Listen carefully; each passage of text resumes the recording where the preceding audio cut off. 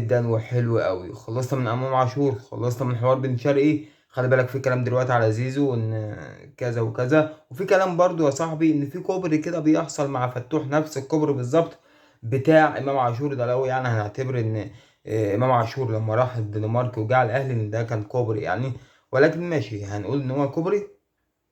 في بقى دلوقتي عرض مقدم لفتوح تقريبا في الدوري اليوناني تقريبا او حاجه زي كده، فالدنيا كلها خلاص توقعت ان ده كوبري. انا شخصيا اتمنى ان هو ده، ان ده يكون كوبري لفتوح، لان انا شخصيا اتمنى ان يكون فتوح موجود في النادي الاهلي. انا اتمناه شخصيا يكون بديل كويس لعلي معلول يعني. تمام.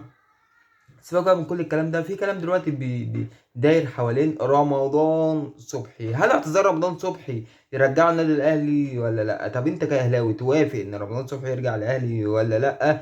انا بقى عايز اقول لك على حاجه واصدمك، انت توافق ولا ما توافقش القرار مش في ايديك. انت لو وافقت او ما وافقتش القرار مش في ايديك والله.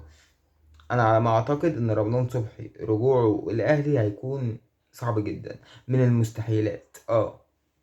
حوار امام غير حوار رمضان تماما، عشان بس ايه اصحاب العقول.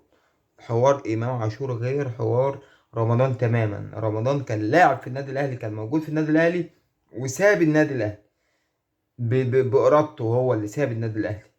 انما امام عاشور لما غلط في النادي الاهلي او غلط في رموز الاهلي او ضرب كابتن الاهلي وليد سليمان، ده كان لاعب مش موجود في النادي الاهلي، فبالتالي انت مش هتعرف تطبق عليه قيمك ومبادئك. كان لاعب موجود في نادي اللي انت عارفه ده، اللي انت عارف هما بيتربوا هناك على ايه. تمام.